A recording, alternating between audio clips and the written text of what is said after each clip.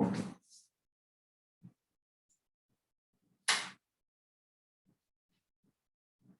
हमें अगर कोई पूछे कि कल मैंने थोड़ा एक्सप्लेन किया था, आज प्रैक्टिकली डिटेल में जा रहे हैं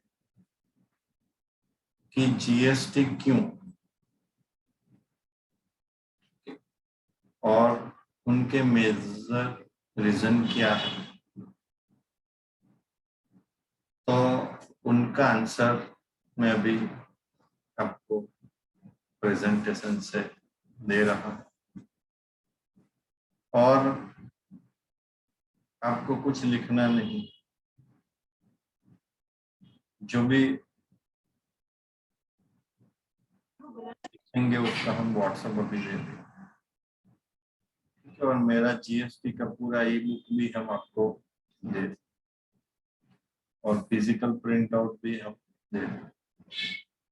सो no need to write anything. Start करते हैं।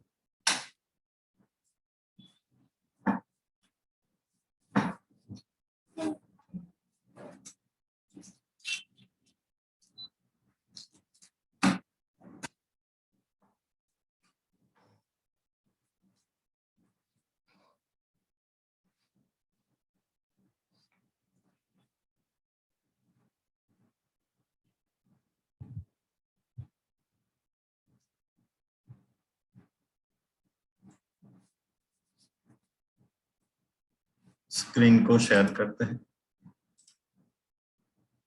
आगे माइक्रोसॉफ्ट एक्सेल शुरू करेंगे और उनमें मैं थोड़ा आपको एक्सप्लेन करूंगा।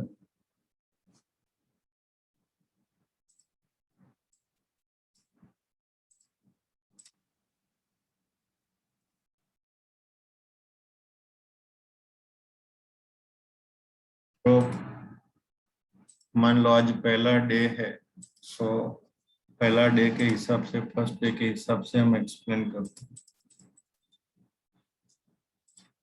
कि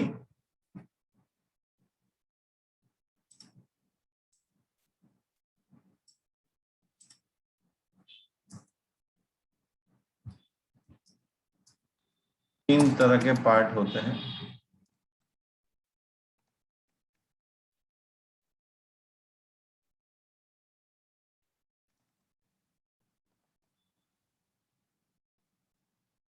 पहला पार्ट प्रैक्टिकल अकाउंटिंग, दूसरा पार्ट डीटी डायरेक्ट टैक्सेशन और तीसरा part IDT indirect taxation. Clear है? अभी इन इनडायरेक्ट टैक्सेशन में फर्स्ट था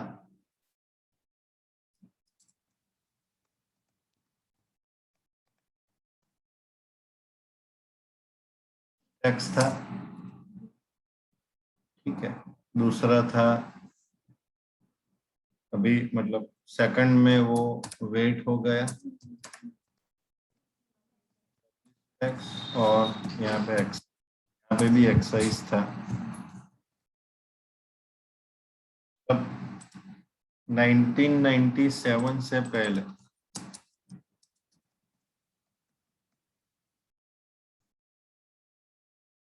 इनडायरेक्ट टैक्सेशन थे, सेल्स टैक्स और एक्साइज। फिर 1997 के बाद तीन इनडायरेक्ट टैक्सेशन आ गए। वेट सेल्स टैक्स का मतलब नहीं, अभी भी सेल्स टैक्स ही था वहां पे। फिर सर्विस टैक्स आया और एक्साइज आया। और सेल्स टैक्स में क्या था, ज्यादातर ट्रेडिंग और मैन्युफैक्चरिंग एक्टिविटी होती थी। तो उन लोगों ने 1997 में अपोज किया कि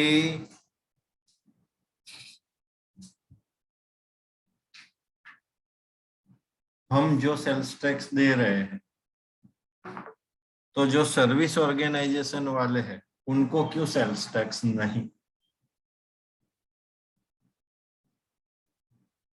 सो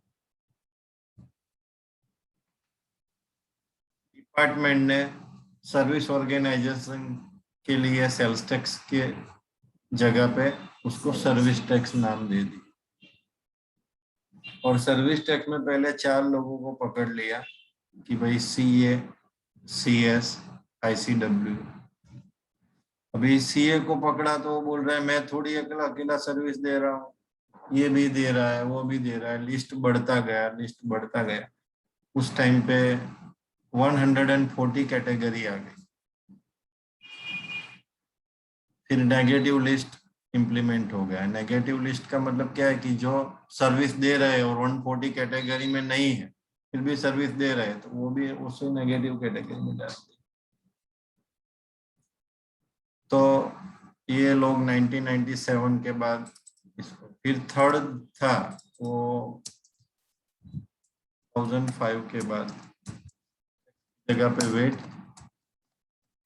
टैक्स और न्यू है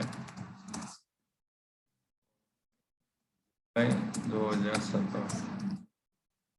वेट की जगह पे GST, सर्विस टैक्स की जगह पे GST, एक्साइज की जगह पे। तो अगर आपको यह पता ही नहीं है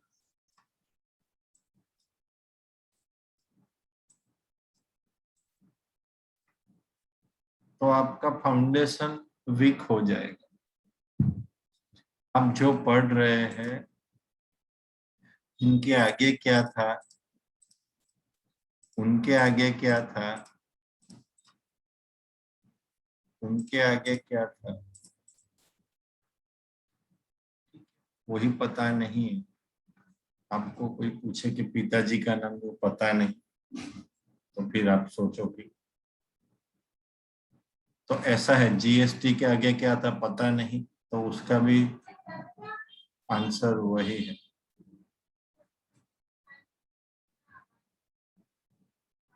क्लियर? सो आप जो पढ़ रहे हो वो कौन से साल में क्या था, उससे पहले क्या था, उससे पहले क्या था, और उससे पहले कुछ नहीं। मतलब जब हमारा मतलब 1947 से पहले कुछ नहीं था। ठीक है। सो अभी हम यहाँ पे हैं। ओके, तो यहाँ पे क्या था उसका थोड़ा बहुत हम एक्सप्लेनेशन कर दें। और यहाँ पे क्या माइनस पॉइंट है, यहाँ पे क्या माइनस पॉइंट था और क्यों ये आया। ठीक है, तो अभी हम वर्ड में जाते हैं। चलो एक्सेल में ही रहते हैं। वेट जो है वो इसका इम्प्रूवमेंट है लेकिन 100% इम्प्रूवमेंट नहीं है। उसका जो कंट्रोल था वो स्टेट पे था और सर्विस टैक्स था उसका कंट्रोल सेंट्रल लेवल पे था और एक्साइज है उसका भी कंट्रोल। अभी वेट का ट्रांसफॉर्मेशन हुआ GST से, सर्विस टैक्स का ट्रांसफॉर्मेशन हुआ GST से और एक्साइज का ट्रांसफॉर्मेशन हुआ। तो अभी उसका कंट्रोल 50% स्टेट का और 50% यहाँ भी ऐसा ही।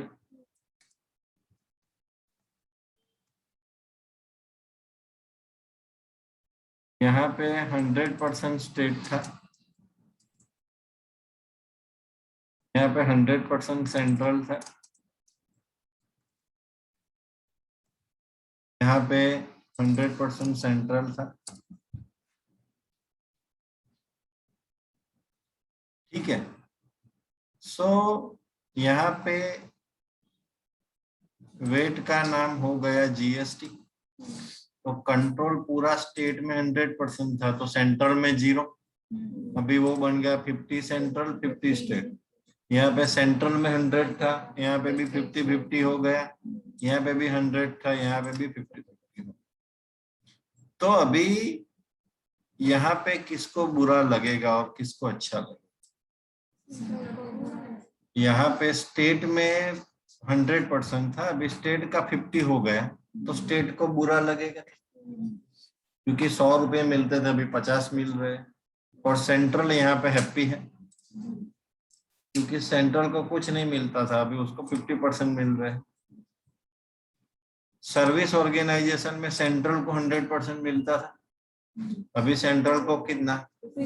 और स्टेट, यहाँ पे कौन हैप्पी हो गया? स्टेट। एक्साइज पे भी यहाँ पे कौन हैप्पी हो गए? स्टेट। तो एक सिचुएशन में सेंट्रल हैप्पी है और बाकी के दो सिचुएशन में स्टेट हैप्पी। क्लियर है? सो अभी आपकी बात करूं, आपको 100% शेयर मिलता है, अभी आपका 50% हो जाए तो आपको बुरा लगेगा कि यार ठीक है, लेकिन 51% हो जाए तो आपको, मतलब जितना आपको मिल रहा है उससे ज्यादा मिलेगा तो आप कंफर्टेबल हो, लेकिन उससे कम मिलता है तो आप थोड़ा इनकन्वीनियंस महसूस करोगे। ठीक है, एक बात करें कि एक हाउस है, वो हाउस में दो ब्रदर है, एक बड़ा ब्रदर है और एक छोटा ब्रदर है। दोनों का शादी हो गया,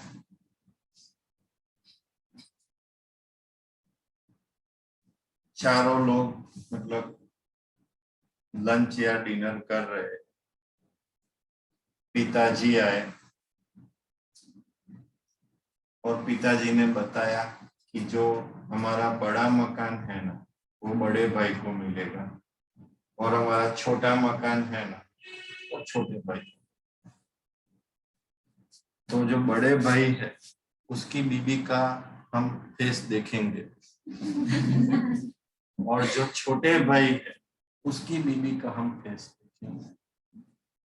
तो अगर उनसे पूछा जाए कि पिताजी ने छोटी बीवी को कैसा डिश, पिताजी को कुछ पता नहीं चलता, सब मेरे हस्बैंड कर रहे हैं और दे दिया बड़े भाई। क्लियर?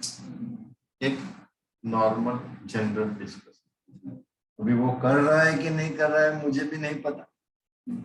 और रिवर्स, पिताजी ने आके ये बोला कि बड़ा मकान छोटे भाई और छोटा मकान बड़े भाई, तो बड़े भाई की जो बीबी है उसको देखने का, पिताजी को कुछ आता ही नहीं। ठीक है, तो एक सिंपल घर के अंदर थोड़ा ज्यादा थोड़ा कम इतना प्रॉब्लम होता है, और यहाँ पे सेंट्रल का 100% वो 50-50% दे दे।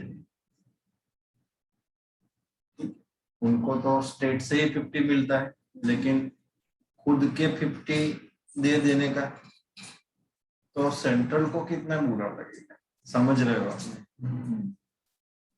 फिर भी सेंट्रल क्यों हैप्पी हो गए? बुरा एक साइड पे लगता है, फिर भी सेंट्रल ने बोला हाँ चलो। उसका रीजन यह है कि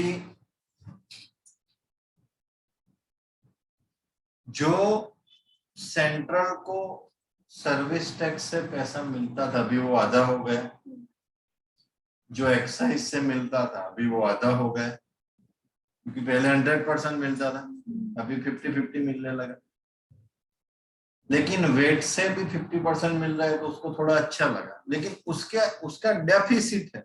डेफिसिट मतलब पहले जितना नहीं है। लेकिन क्या हुआ कि ये जब तीनों टैक्सेशन परफेक्ट हो गए, मतलब उसमें कोई अभी लूपहोल्स नहीं रहा, तो वो सबका, वेट वाले का, वो सबका, सर्विस टैक्स वाले का, वो सबका, एक्साइज वाला, वो अभी कुछ प्लानिंग नहीं कर सकते। जो जो लिमिटेशन था वो अब इम्प्रूव कर दिया। जहाँ पे लूपहोल्स था वहां पे टिक मार्क लगा दिया, मतलब जहाँ से पानी निकल रहा था वहां पे एमसील लगा दिया। ऐसा हो गया कि पानी नहीं निकला।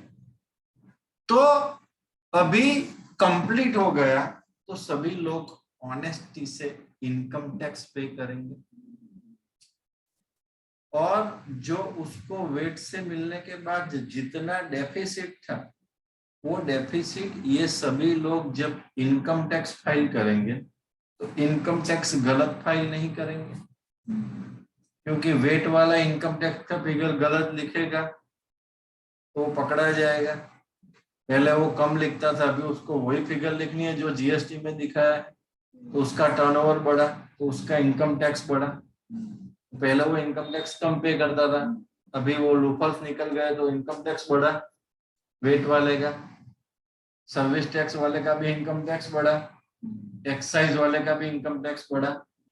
तो जो सेंट्रल का जो स्टेट से जो लॉस होता था, वो लॉस उन्होंने इनकम टैक्स में रिकवर कर दिया। इसलिए स्टेट भी हैप्पी है, क्योंकि स्टेट को तो पहले वेट ही मिलता था, अभी वेट मिला, एक्साइज मिला, सर्विस टैक्स मिला, तो स्टेट हैप्पी हो गया। और स्टेट हैप्पी हो गया तो स्टेट में कोई अपोज नहीं है। अभी सेंट्रल में अपोज था तो सेंट्रल को बोला कि अभी ये सब स्टेट हैप्पी है, तो ये जो कम टैक्स पे करते थे इनकम टैक्स, अभी वो ज्यादा करेंगे। तो जो आपका जो वैसे भी स्टेट से तो आपको वेट तो मिलता ही है, वो तो उतना कम हो गया। अभी जो डेफिसिट है वो आपको इनकम टैक्स में पूरा हो जाएगा।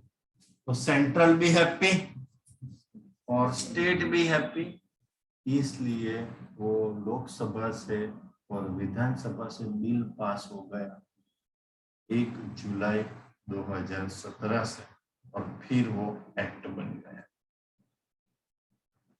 ऐसे ही एक्ट नहीं बनता, एक्ट बनने में सभी जो हमारे जो 570 एमएलए है सभी स्टेट में, उनका ओपिनियन लिया जाता है और मेजोरिटी देखा करते हैं। मेजोरिटी अगर आ गई, और वो इंडिविजुअल स्टेट में भी मेजोरिटी आनी चाहिए और सेंटर में भी मेजोरिटी आनी चाहिए, और मेजोरिटी आने के बाद एक्ट बनता है। Is it clear? तो अभी आपको ये पता चला कि जीएसटी क्यों है, उसके आगे क्या था, उसके आगे क्या था, उसके आगे क्या था, और अभी जो है वो 50% दे रहे हैं, तो स्टेट को भी बेनिफिट है, इसलिए वो कुछ नहीं बोल रहे हैं। और स्टेट वाले कंप्लीट हो गए तो जो डेफिसिट है वो सेंट्रल वाले इनकम टैक्स से रिकवर कर लेंगे, क्योंकि अभी इनकम टैक्स में 50-50 नहीं है, इनकम टैक्स तो अभी भी सेंट्रल का ही है, क्योंकि वो डायरेक्ट टैक्सेशन, और ये जो प्रॉब्लम था लूपहोल्स था वो इनडायरेक्ट टैक्सेशन में था। इनडायरेक्ट टैक्सेशन को इम्प्रूव कर दिया तो इनडायरेक्ट टैक्सेशन वाले खुद ब खुद इम्प्रूव हो गए। अभी मैं एक जन का रिटर्न फाइल करता था, मैं आपको दिखाता हूँ वो रिटर्न।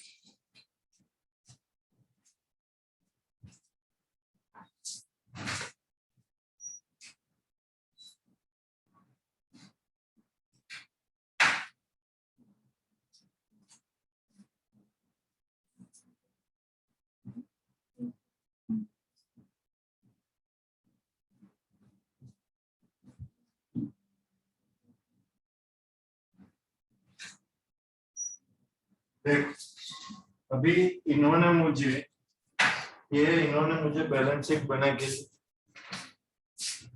इन्होंने मुझे प्रॉफिट एंड लॉस बना के दिया, और इन्होंने मुझे कैपिटल अकाउंट बना के दिया।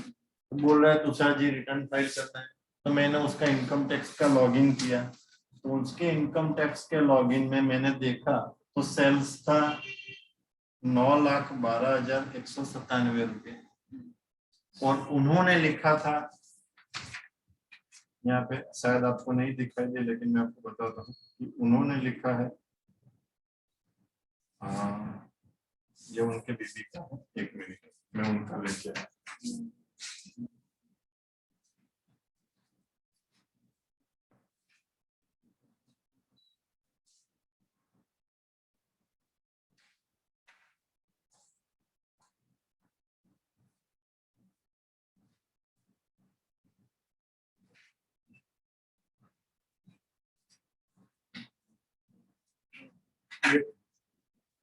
उनका सेल्स यहाँ पे दिख रहा है, शायद आपको नहीं दिखे लेकिन यहाँ पे है ना 8,35,000 है, और मैंने इनकम टैक्स में देखा तो 9,12,000 है, तो दोनों का डिफरेंस है 54,570।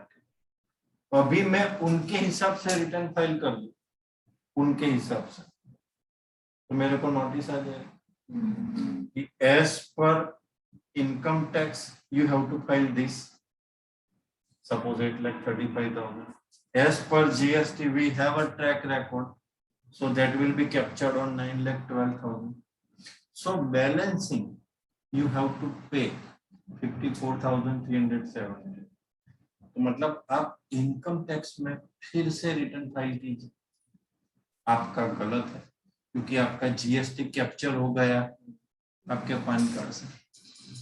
क्लियर है? तो ये पहले ये दो रिकंसिलेशन नहीं होता था, ये अपने हिसाब से भरो, ये अपने हिसाब से भरो, दोनों लिंकअप नहीं था, अभी लिंकअप कर दिया तो सभी का इनकम ऐसे यहाँ पे इसका 54,000 बढ़ा, किसी का 5,000, किसी का 50,000, किसी का 20 लाख, किसी का 5 करोड़, किसी का 200 करोड़ बढ़ा, तो सभी का उतना इनकम टैक्स बढ़ा उसके हिसाब से, तो वो जो इनकम टैक्स है वो सीधा सेंट्रल को मिलेगा। तो ये पता चला। तो रिटर्न फाइल करने से पहले अगर किसी का जीएसटी नंबर है तो उसका इनकम टैक्स में भी उसका दिखा देंगे। क्लियर है? सो पहले मैं क्या करता था, इसको नहीं देखता था तो रिटर्न फाइल कर दे। अभी ये यहाँ पे लिंक हो गया, अभी मैं कोई भी फिगर डालूंगा, ये फिगर से मैच नहीं हो रहा है तो मैं आगे नहीं जाऊंगा, अगर मैं आगे चला गया तो मेरे को नोटिस आ जाएगा।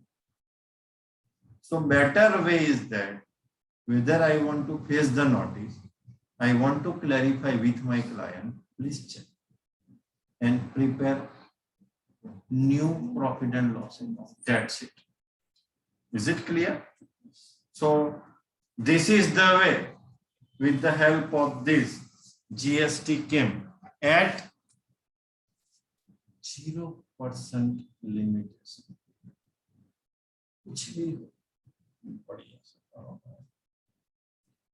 देख, लेकिन अभी आप ऐसा आंसर दोगे, वन नेशन वन टैक्स,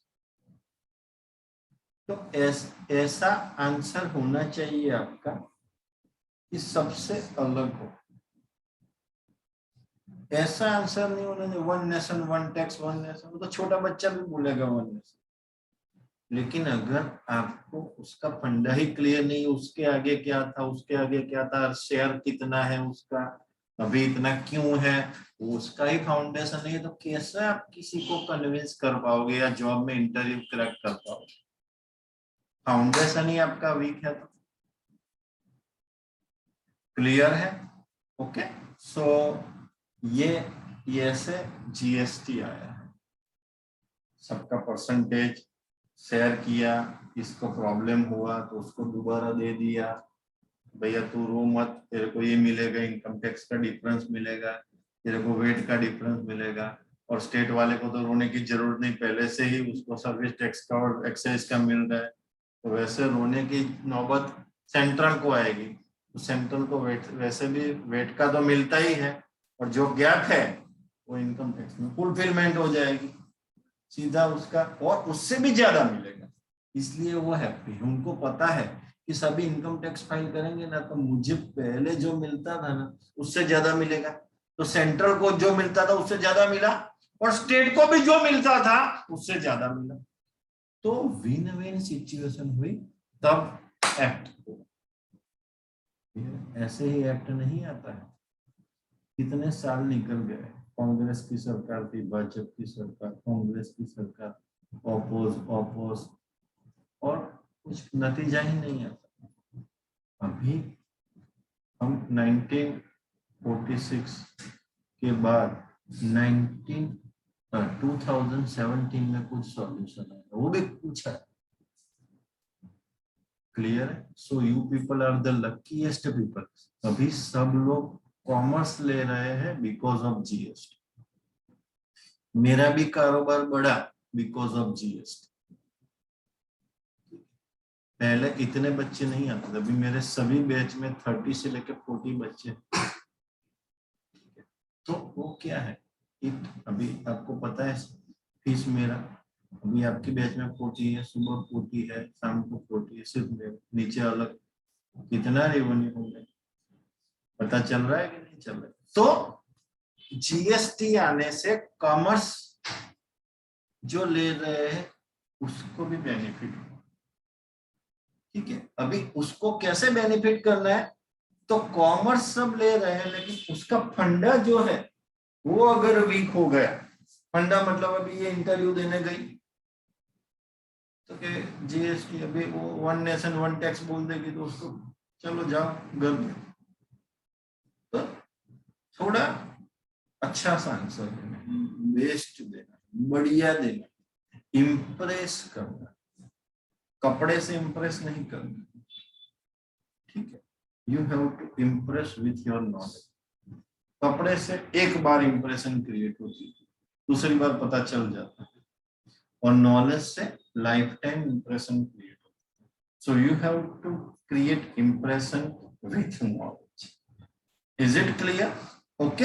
सो अभी हम दूसरा मतलब दूसरा पार्ट करते हैं। ये आपको पता चल गया, इनमें कोई क्वेश्चन है तो मुझे बताओ कि जीएसटी कैसे आया, कैसे सबको मतलब कन्विंस किया, क्योंकि जिसको जो मिलता है उसको उससे ज्यादा मिले तो वो हैप्पी हो गए, स्टेट हैप्पी हो गया, और सेंट्रल को बोला कि भाई तुम्हें जो अभी गैप मिल रहा है वो गैप जब इनकम टैक्स के रिटर्न फाइल करेंगे तो तेरा भी हो जाएगा, तो वो भी हैप्पी होगा, ये भी हैप्पी हो गया, एक्ट बन गया 1 जुलाई 2017।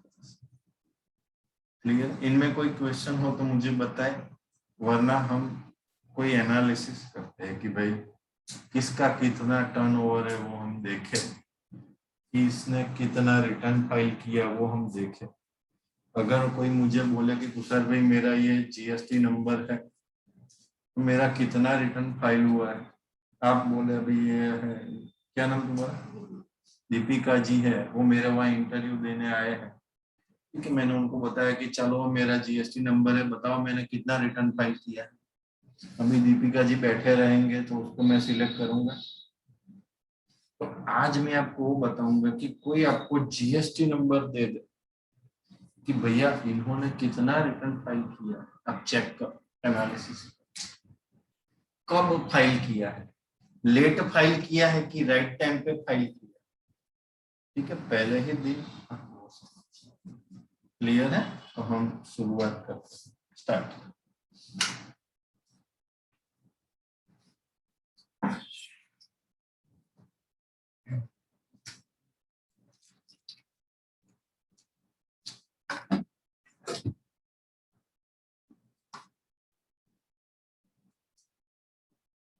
स्क्रीन को शेयर करते हैं, आ जाएगा आउटपुट।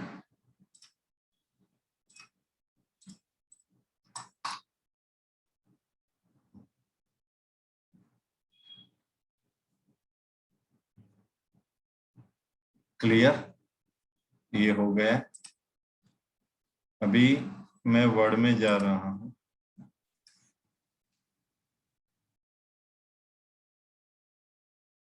एक क्वेश्चन है जो आपको होना चाहिए, whenever suppose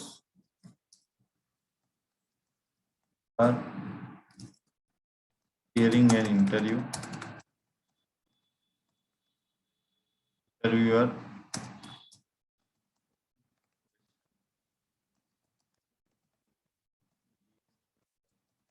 Let me know. File GST return date.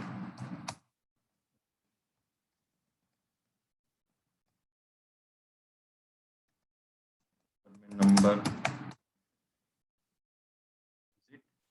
आपको अगर मैं या जो भी आपका इंटरव्यू ले रहा है आपको एक जीएसटी नंबर दे दे,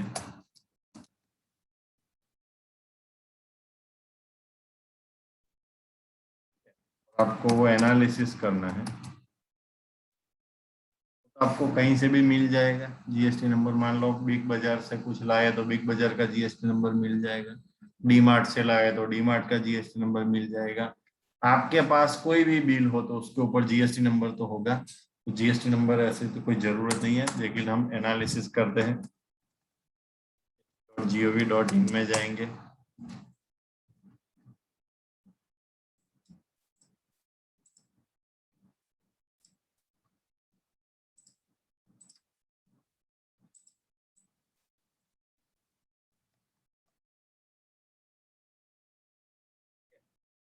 फिर मैं जाऊंगा search tax payer, search by GST.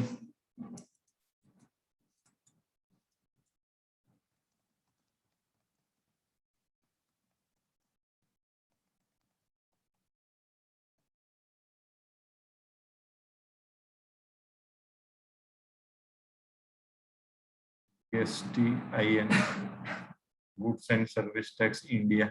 Okay, enter GST number.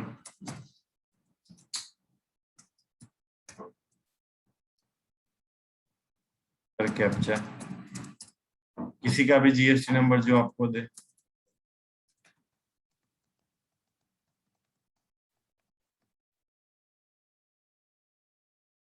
एक सर्च,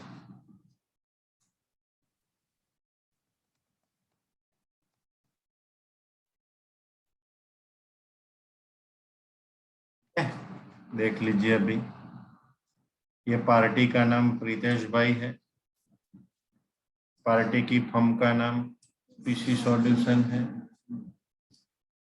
उनका नंबर 27 जुलाई 2017 को लिया, उनका प्रोपराइटर है। किसी को आपको पूछे कि कंपनी है तो आपको पता नहीं है तो कि पार्टनरशिप है कि एलएलपी है कि ट्रस्ट है, तो आपको यहाँ से पता चलेगा भैया ये प्रोपराइटर है या पार्टनरशिप है या कंपनी है। क्लियर है। फिर वो एक्टिव है, मतलब रेगुलर रिटर्न फाइल करता है, वो रेगुलर है। ठीक है, वो मतलब कौन सा घटक लगता है वो आपको बाद में आएगा, वो उसका यहाँ पे कारोबार है, मतलब उसका जीएसटी नंबर ये एड्रेस से लिया हुआ है। ठीक है, और उनका ये ये पार्ट का काम कर रहे हैं। ठीक है, अभी शो फाइलिंग टेबल देखो, फाइनेंशियल ईयर 21-22 मतलब 1 अप्रैल 2021 से 31 मार्च 2022 तक। ठीक है, तो यहाँ पे हम देख सकते हैं कि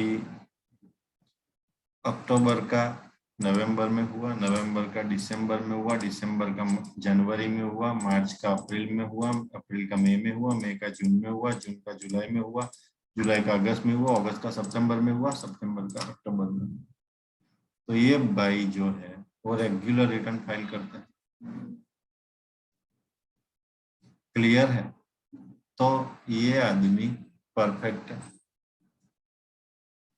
क्योंकि अभी सितंबर गया, अभी अक्टूबर का बाकी है, तो सितंबर गया, उससे पहले अगस्त, उससे पहले जुलाई, जून, मई, अप्रैल, मार्च।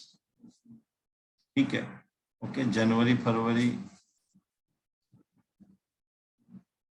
जनवरी फरवरी का कहाँ पे है?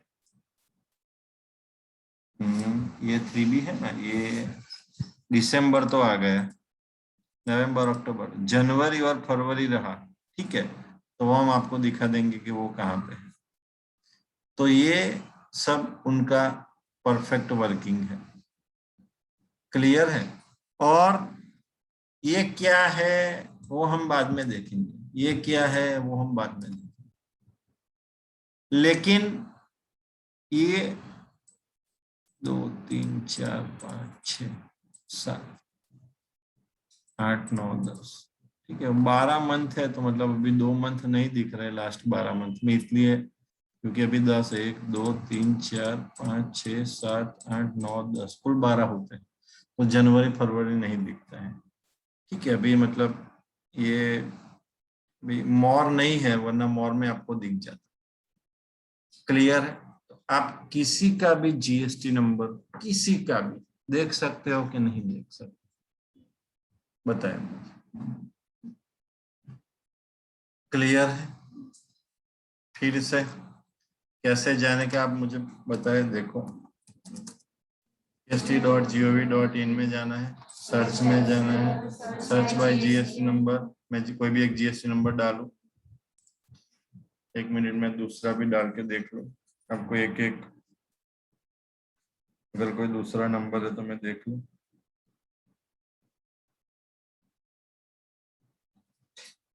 है किसी के पास कोई नंबर जीएसटी नंबर तो मैं डाल दूं, किसी के पापा का या ब्रदर का, सिस्टर का, अंकल का।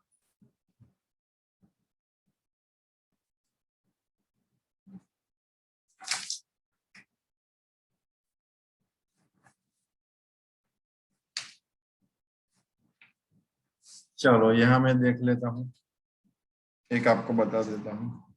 देखो यहाँ पे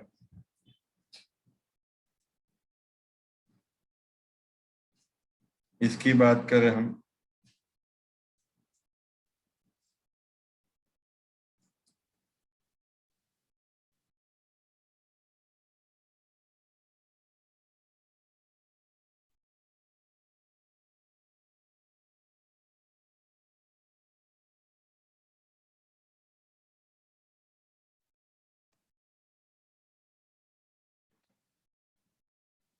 कैंसल हो गया है। कब कैंसल हुआ?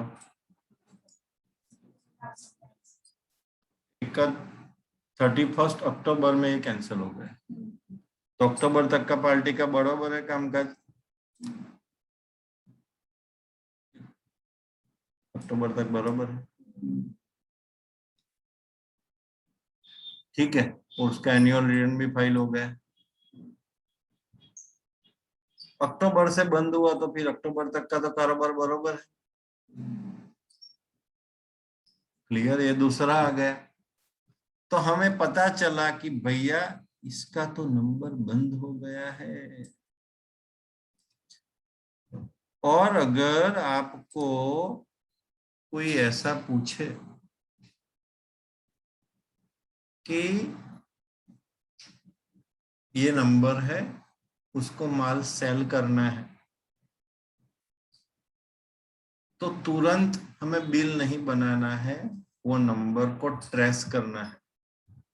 मान लो ये लड़की है, ये लड़की ने बोला तुषार जी 15 लाख का माल चाहिए। अभी मैं उसको 15 लाख का माल दे दूं, ठीक है, बिना चेक किए, तो मैं प्रॉब्लम में आ सकता हूँ। लेकिन मैंने उसको पूछा कि लाओ तुम्हारा नंबर लाओ, नंबर में चेक किया, भी उसका नंबर ही अक्टूबर से बंद हो गया है, तो मैं फंस जाऊंगा। ठीक है, फिर मैं देखूंगा कि हाँ ये लड़की ने अक्टूबर से तो नंबर बंद कर दिया है, फिर भी जीएसटी नंबर पे माल ले रही है, तो जरूर कोई प्रॉब्लम है, या मेरा पैसा मतलब फंस सकता है। पता चल रहा है कि नहीं चल रहा है? फिर मैं चेक करूंगा कि उन्होंने रिटर्न फाइल किया है कि नहीं। तो रिटर्न भी फाइल नहीं किया है, मान लो ये है, अभी ये बोल रहे तो सर जी 5 लाख का माल दो। अभी मैं देख रहा हूँ नंबर बंद नहीं है, इनका नंबर चालू है, लेकिन 6 महीने से रिटर्न ही फाइल नहीं किया है। तो मेरे जैसे आगे वाले कितने लोगों से माल लेके रिटर्न फाइल नहीं किया है, तो वो लोग तो परेशान होंगे। तो मैं चेक नहीं करूंगा तो मैं भी परेशान होऊंगा उससे। तो जब भी आप जॉब करें तो आपको अपने एम्प्लॉयर का देखना है कि एम्प्लॉयर को कलेक्शन मिलेगा कि नहीं मिलेगा। आपको आपका नहीं देखना है कि मेरे को सैलरी मिल गया, उसका जो होना है वो हो जाए। अभी रेखा मैडम है, वो अगर फीस नहीं मांगेंगे, मैं तो किसी से मांगता नहीं, लेकिन रेखा मैडम फीस नहीं मांगेंगे तो मेरा कलेक्शन कैसे होगा। अभी रेखा मैडम ऐसा सोचेंगे सर का जो होवे वो होवे, मेरे को पैसा मिल रहा है तो उसको कब तक पैसा मिलेगा, जब तक मुझे आता है तब तक। मुझे नहीं आएगा तो मैं बोल दूंगा मैडम जी मैंने आपको पैसे के लिए तो रखा है कि आप सबसे फीस मांगो। अभी आप वो काम प्रॉपर ठीक से नहीं कर रहे तो मेरा कलेक्शन रुक गया है, तो मैं आपको भी फीस पे नहीं कर पाऊंगा। तो कृपया करके आप निकल जाइए। पता चल रहा है कि नहीं चल रहा है। तो आपको ऐसा नहीं कि मेरे को सैलरी मिल रहा है 10, मैं क्या चेक करूं, वैसे भी वो मुझे परेशान करता है। आप किसी का केयर करके काम करोगे तो आपका प्रमोशन नक्की है, जॉब कर रहे हैं तो। और कंसल्टिंग कर रहे हैं तो रेफरेंस नक्की है। ठीक है, लेकिन आप छोड़ो यार, पैसे भी नहीं बढ़ाता है, वो कुछ चाय भी नहीं मंगाता है, चलो छोड़ो। तो आपका भी सोच उनके जैसा हो गया, उनका भी सोच ऐसा है, आपका भी सोच ऐसा है, तो आपका डाउन हो जाएगा, उनका भी डाउन हो जाएगा, दोनों डाउन। क्लियर है। सो हमें विन विन सिचुएशन पता चला। आप चेक कैसे कर सकते हो, जिन्होंने रिटर्न फाइल नहीं किया है उनसे भी डीलिंग नहीं करना है, जिनका जीएसटी नंबर कैंसिल हो गया है उनसे भी डील नहीं करना है। किससे डील करना है, जो फाइल रेगुलरली करते हैं, ना कैंसिल हुआ है, परफेक्ट रेगुलर कर रहे हैं और हमारे जान पहचान में है, उनसे डील करना। पता चला कि नहीं। हाँ, तो हम ऐसे चेक कर सकते हैं। मैं ऐसा चेक कर सकता हूं तो आप भी कर सकते हो कि नहीं कर सकते। अगर उन्होंने पैसा नहीं दिया, ठीक है, तो हमारे जो एम्प्लॉयर है उनको कलेक्शन नहीं मिलेगा। उनको कलेक्शन नहीं मिलेगा तो वो बोलेगा आप अकाउंटेंट हो तो आपको तो थोड़ा बहुत नॉलेज होना चाहिए। मैं बिजनेस कर रहा हूं, लेकिन आपका रिस्पॉन्सिबिलिटी है कि थोड़ा बहुत चेक करो कि भाई ये पार्टी कैसी है। तो आप जितना चेक करोगे, आप अपने एम्प्लॉयर को जितना सेटिस्फेक्शन दोगे अकाउंट में, उससे आपका सैलरी बढ़ेगा। चेक कर लो, बार बार तो कोई नया नहीं होगा, समझ रहे हो आप? क्योंकि आप जहाँ पे जॉब कर रहे हो वहां से पहले से ही सब लोग होते ही हैं। तो अगर किसी का लेजर पहले से बना हुआ है तो चेक करने की जरूरत नहीं है। लेकिन जब आप लेजर क्रिएट करते हो तो 1 मिनट टाइम दे दो, उसका थोड़ा वेरीफाई कर दो कि बंदा कैसा है। क्लियर है।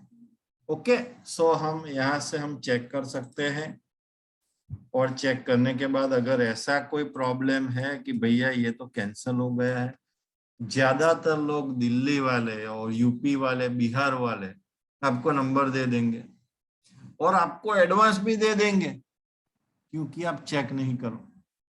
50,000 एडवांस दे देंगे, लो 50,000 एडवांस, 10 लाख का माल भेज दो। अभी आपने ये चेक नहीं किया और 10 लाख का माल भेज दिया, आपने ऐसा लगा पार्टी बढ़िया है, 50,000 तो ट्रस्ट पे दे दिया। भैया 50 दिया है तो सामने 10 लाख आपने दिया भी है। कई लोग ऐसा करते हैं। आपको ट्रस्ट में लाने के लिए आपके गूगल पे में 10-15 हजार डाल देंगे। अभी मैं अकाउंटेंट हूँ, मेरे में गूगल पे कर दिया कि 10,000 15,000 तुषार जी रखो, बीवी बच्चों का ख्याल रखो। तो उनकी नीयत में दम नहीं है। और मेरे को 15,000 दे के मेरा तो मुंह चुप कर दिया।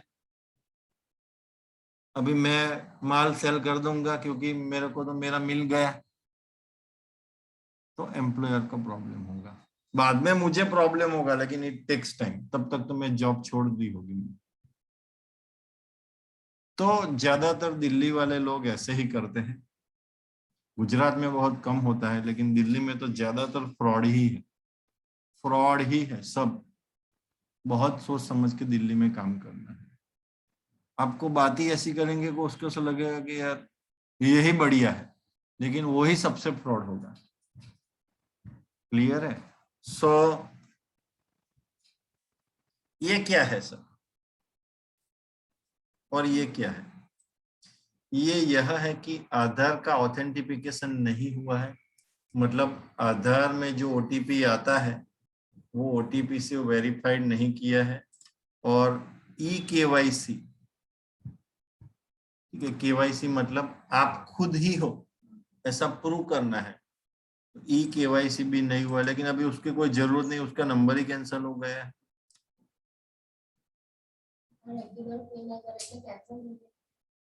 नहीं, उन्होंने, उनका कारोबार कम हो गया होगा कोरोना की वजह से, क्योंकि ये टाइम कोरोना का था ना। अप्रैल से कोरोना आया, अप्रैल से कारोबार बंद। अप्रैल और मई में तो किसी का कारोबार ही नहीं हुआ, पूरा लॉकडाउन था, आप सबको पता है। तो ऐसे में जो वीक लोग थे वो सबका, वो सब लोग ने क्या सोचा, उससे अच्छा जॉब है। तो मेरे दो लोग क्लाइंट जिनका 20-20 लाख का, 25-25 लाख का, 40-40 लाख का टर्नओवर था, वो जॉब करने लगे। क्या कर, टर्नओवर जीरो, घर में पैसे तो देने पड़ेंगे। तो मेरे ऐसे दो जीएसटी के क्लाइंट, उन्होंने जहां पे माल वो सप्लाई करते थे वहां पे जॉब करना शुरू कर दिया। क्या कर, अभी भी वो जॉब कर रहे, नंबर कैंसिल कर रहे। क्लियर है? तो यही सिचुएशन है कि उनका पैसा रुक गया, क्योंकि उन्होंने जिनके पास से माल लिया 5 लाख का, उन्होंने बताया कि 2 mm का कीजिए। तो ये मेरे जो क्लाइंट है उन्होंने 2.01 mm का कर दिया। क्या कर दिया, पैसा नहीं देना है तो अभी क्या बोलेगा, 2 mm लिखा है, 2.01, पैसा नहीं मिलेगा। तो उन्होंने जिनके पास से माल परचेस किया था इनका काम करने के लिए, वो उनके पास से पैसे मांगने लगे, और उन्होंने जिसका काम किया था वो उसे पैसा नहीं दे रहा, तो पार्टी प्रॉब्लम में आ गई। ठीक है, क्योंकि मान लो इनके पास से 5 लाख का काम मैंने किया, तो मैंने उसके अंदर 3-4 लाख का तो मटेरियल यूज किया होगा, तो मैंने मटेरियल वाले को पेमेंट करना था, इनके पास से लेना था। ये नहीं दे रहा है तो मैं इसको कैसे दूं? और मैंने इसको दे दिया तो मेरा जो प्रॉफिट है वो प्रॉफिट मार्जिन 1 लाख का था, तो 4 लाख को तो मेरे मेरे घर से निकालना था, घर में 4 लाख है नहीं, तो रिलेशन बिगड़ेगा इससे इससे। और मैं जॉब में, मैं किसका फोन नहीं रिसीव करूंगा और इसको फोन करता रहूंगा। वैसा ही हुआ ना, तुम दो और इसका फोन आया तो मैं ब्लॉक कर दूंगा। 4 लाख लाओ कहां से लॉकडाउन? तो ऐसे करते करते बहुत टाइम होगा, मेरा भी फीस नहीं आ रहा है। मैं भी उनका अप्रैल से जनवरी से रिटर्न फाइल करता था, बोल रहा है तो सच प्रॉब्लम है, प्रॉब्लम है, और प्रॉब्लम बढ़ता गया, मेरा भी फीस नहीं आ रहा है, अभी नंबर कैंसिल हो गया, इसका पैसा थोड़ा बाकी है, इनका पूरा बाकी है, वो जॉब में चला गया। पता चल रहा है कि नहीं? किसी को क्रेडिट नहीं देने की, चाहे कारोबार कम हो वो चलेगा, लेकिन कारोबार बढ़ाने में किसी को क्रेडिट दे दी और उन्होंने पैसा नहीं दिया, और वो अमाउंट से आपको किसी को पैसा देना है, वो तो आपको तो देना ही है आपकी क्रेडिट बचाने के लिए, तो फिर आपको बिजनेस बंद करना पड़ेगा। क्लियर है? तो बिजनेस और प्रोफेशन में किसी को क्रेडिट मत दो, चाहे उसे बुरा लगे, मैं भाग जाऊंगा, भाई तू भाग जाए नहीं भाग जाए मेरे को कोई प्रॉब्लम नहीं। क्लियर है? यहाँ पे तो मैं माल देता हूँ, सर्विस देता हूँ, तो मैं पैसा लेता हूँ, बस मुझे तो इतना पता है। ठीक है? क्योंकि किसी का सिचुएशन कब चेंज हो जाए, तो उससे मेरा सिचुएशन अगर चेंज हो जाए तो मैं क्या करूं? मान लो मेरे पास 200 लोग हैं, लेकिन 199 बरोबर है, लेकिन एक बड़ा सा आदमी है जो जिसके साथ मैं बड़ी बड़ी डील करता हूँ, अगर वही बैठ गया तो मैं क्या करूं? 199 को लेके क्या? क्लियर है? तो सभी बोलेंगे मैं भाग जाऊंगा, यहाँ ही हूँ, ट्रस्ट नहीं है, वो कुछ सुनना नहीं। माल दे रहा हूँ तो पैसा ले रहा हूँ, बात ठीक है, सर्विस दे रहा हूँ तो पैसा ले रहा हूँ, तुझे जो समझना है। गिव एंड टेक, खाली गिव भी नहीं चलेगा, खाली टेक भी नहीं चलेगा। ओके, आज के लिए इतना है, अभी हम मंडे मिलते हैं। Okay, thank you very much. हाँ, अभी आप सबका व्हाट्सएप में आप ऐड हो गए हो, तो नीचे ऐड कर दो, तो आज का मैं फाइल आपको भेज, ठीक है, आज से आपको फाइल भी मिल जाएगा और मोबाइल एप्लीकेशन में भी आपका नाम ऐड हो जाएगा। नीचे मैडम से मिल लो।